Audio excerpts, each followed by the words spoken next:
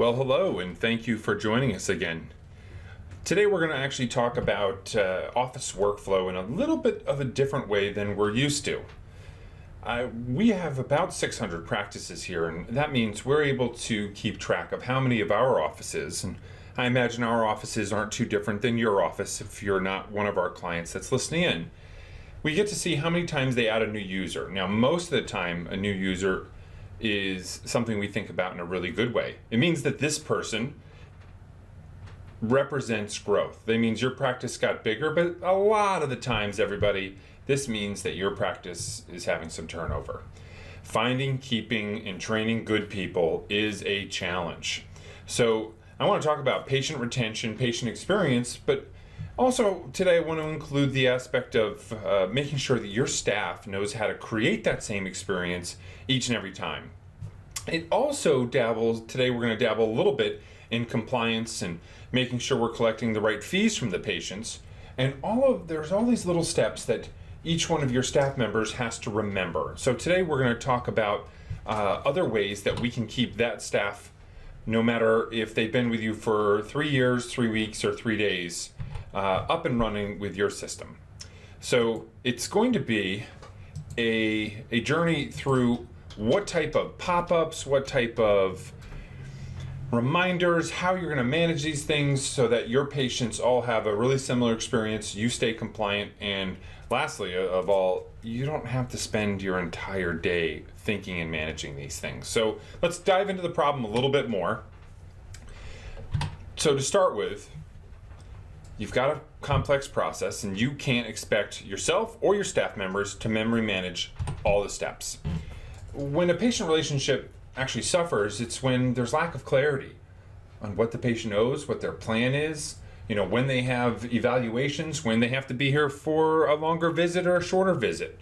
They have to budget their time for these things. And if you don't, they won't, and you'll lose that patient. So going on to exactly why it's important is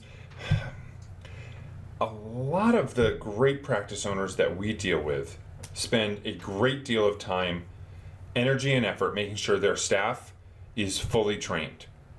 But when they lose that person, that repeatable process that they put in place that the current staff was able to understand and execute without flaws, without a number of flaws that would be considered unacceptable, they tend to not reinvest that time. And they think that the person will look at the Post-it notes that are on the side of the computer or pay attention to a 8x11 printed out pieces of paper that has the information on it that they're supposed to follow to make sure all of the things at the right stages with the patient are followed. Doesn't sound likely to happen, right? So if revenue starts to decrease, most of the time, in my experience, everybody, they don't exactly look at their process as the problem or the training. They tend to think that somebody's incompetent or that somebody just doesn't care. It's not always the case, and in fact, most often we found that it's not. So the challenge on this is, how do you get somebody in your office through your door that you don't have to put an extraordinary amount of time in? Because people don't change. It's not as if this person is all of a sudden going to care one day, not care the next day, and then flip-flop yet again. You don't have a full understanding all the time of which part of the process is broken. So understanding the problem can be difficult. Finally, where are you going to put the reminders and alerts, and how are you going to make sure that they see them so that they know what process to follow? Because this landscape keeps changing, you have to keep updating this and then retraining. This will drive you nuts. So we've got some suggestions. First, use technology. It's out there. We're able to create repeatable processes that are going to be there whether or not you've got a new person, an experienced person, because even that experienced person is going to have to deal and work through the changes that are happening. When you take away that memory management, we'll be able to manage those things for you and place those reminders in the right places. So all we have to do is teach staff one thing: where to look. If they'll look in the same place each time that they're dealing with the patient, the appropriate reminder at the right time will come up. This helps with cash flow compliance and ultimately, ladies and gentlemen, patient retention. So we use our experience to do a couple of things here. Change is hard even for you practice owners out there because you're used to doing it one way and it's been working. I don't want to rely on technology because sometimes it breaks. Sometimes my smartphone doesn't work and it causes me frustration beyond what I care to describe to you. Who's going to configure this? Well, we've done it. We've done it hundreds and hundreds of times, and our offices that work with us, engage, we've seen amazing results. And those amazing results, one of the practices I was working with just last month started with us about 3 years ago, seeing about 200 patient visits a month. Just visits. They broke 600 individual patients seen. Individual, unique patients seen, because they have an amazing patient experience set up. And their staff, now that they're in multiple locations, they're all able to follow the same process without flaw. They're able to cover for each other. No one's got to take excessive notes because the system is configured to do that for them. A couple of examples of this are, making sure you as the clinician know when there are re-exams so that the scheduling team or the office management team know when to tell that patient, hey, next visit you're not coming in for your very, very quick adjustment or rehab session, but that there's going to be a more involved interaction with the doctor this time. If you're, let's just say, a PT and you need to make sure that the referring physician reports get back, why memory manage which patients you saw today, require those reports to be sent? Why not have a reminder set up, and a shameless plug for some of our other technology, have built-in faxing or emailing where you're able to take that report, send it off at the time that you're reminded, if you're able to finish that documentation at the same time, and get that thing out of your list of things to do. Those payment reminders. If there's a balance, if there was a patient who forgot their wallet, so they weren't able to get you the cash or credit card needed to take a payment at the time for a point of sale item, and that patient's been coming around for years and years, yeah, you're going to let them take home the vitamins this time. However, next time you want to make sure you remember to say, hey, you need that $35. The x-rays, making sure that you're staying compliant by having those radiographic reports done at the right time. And one of the favorite ones I have is making sure that benefits or authorizations are verified and are in the system, because we're giving the insurance company an easy out if we're not taking the time to make sure that these alerts and notifications are configured. Now, the system's smart. It's going to know if this is a Blue Cross Blue Shield patient, a Medicare patient, somebody who's in acute care, or somebody who's in maintenance. It'll know when to apply these rules and alerts. If you plug in somebody brand new, all you're going to have to do is teach them how to sit down, look at one place that pops up, and that will teach them, and in some cases even give them a little script for what to say to the patient. So defining these notifications are really the backbone of our scheduler. We've got quick stop messages that show up as very quick reminders when a patient is logging in, hey, it's time to do the following. The pop-ups that are going to hit you on the scheduling screen have really detailed messages that alert your staff to exactly what needs to be done with that patient. A couple of examples are payments, as well as making sure this patient who needs to fill out a coordination of benefits, or if there is a need for other documentation that needs to be filled out. We can make sure that you're not seeing a patient outside of an authorization period or number of visits, or if there's even a benefits lapse, we're able to see that in real time. Again, especially because we're able to hit a button and check for less than 10 cents each visit, or maybe not each visit, it could be a little excessive, but each time that you want to check that this patient is covered by insurance, should it be an insurance patient. So looking at the alerts, you're going to look at a slightly different type of technology. If you're looking ever at a home screen, it gives you a running tally of all of the communication going on in your office, but the really urgent stuff will show up at red at the top of your screen and require you to actually close them to make sure that we know that this particular urgent message was addressed, and it will stay there indefinitely until that happens. Then there's the task system. There are automated tasks, which we refer to as alerts or notifications, but this is more of an accountability system where it's assigned to a specific person, and that person has to not only do the task, but send it back to the requester, either the practice owner, the office manager, etc., or it could be even a member of my team, making sure that this particular task is completed. A really good example of that is if you have a scheduling alert that pops up that says, hey, this patient is checking in today, but they don't have any future appointments set up. That's not something we can just trust that the front office completed. If that patient walks out the door without a future appointment, we all know that there's less of a likelihood of them coming back. So if that reminder didn't get the job done to get that patient scheduled, that's when the task opens up to that front desk person, making sure that they call them up and schedule that following appointment. We've got to make sure that these patients get better. They're not going to do it unless we know all the steps are followed. I work with wonderful practice owners who are able to treat with the best of them out there, but we need to make sure that they have the administrative process in place to make sure that all those patients are supported.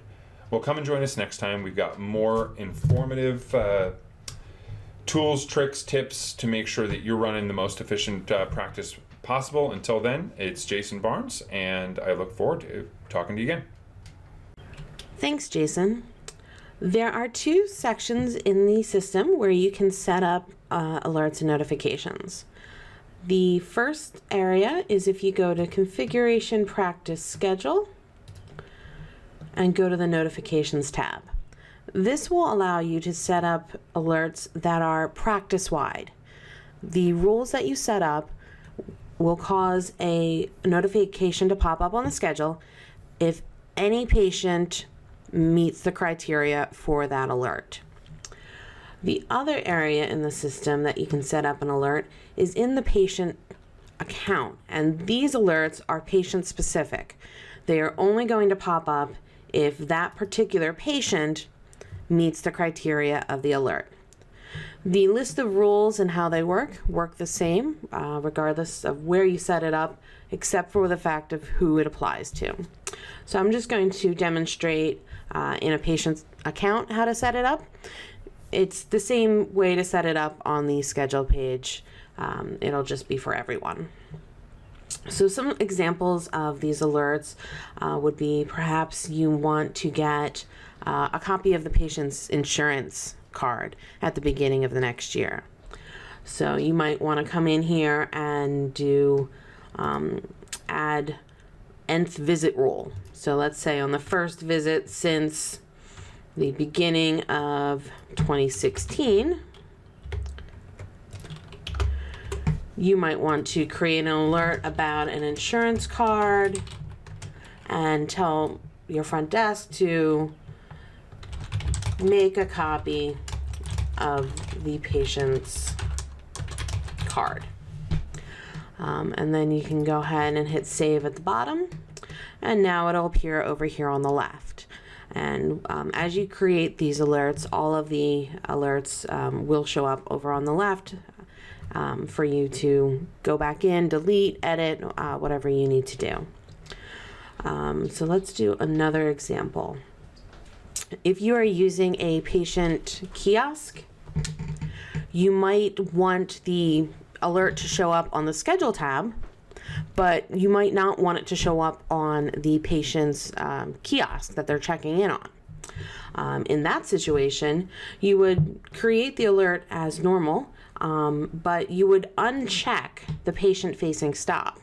This is going to make the patient's kiosk check-in not turn red and tell them to see the front desk when they check in.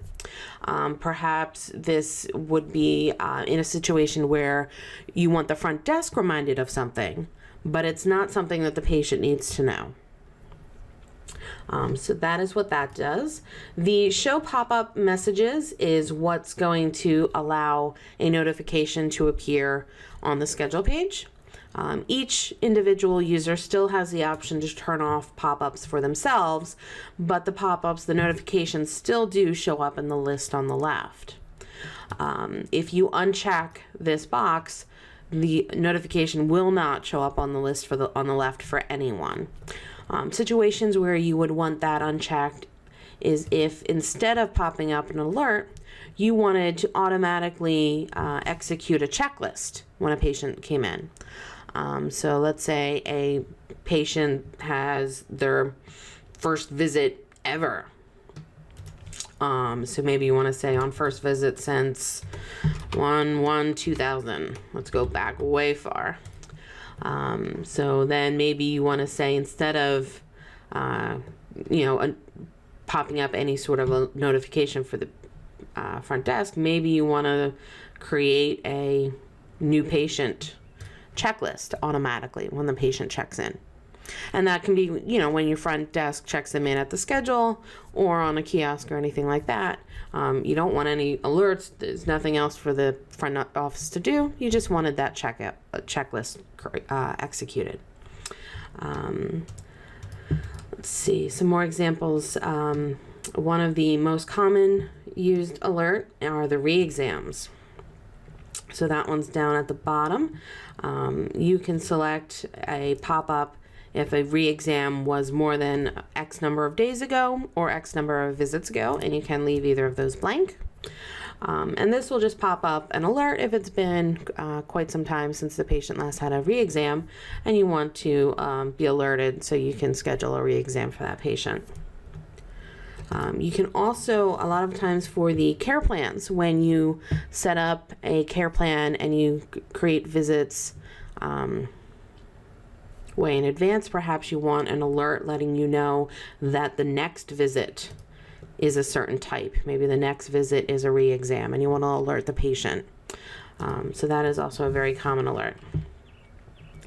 What you want to do is basically you fill in the name, and that's simply a way for you to tell them apart on the left-hand side. The message is what's going to appear in the alert when it comes up on the front, on the schedule for the front office. So let's go ahead and make one for this patient. I happen to know that they have not had a visit this month, so let's just say on the first visit of this month, and we just want to give them a new form.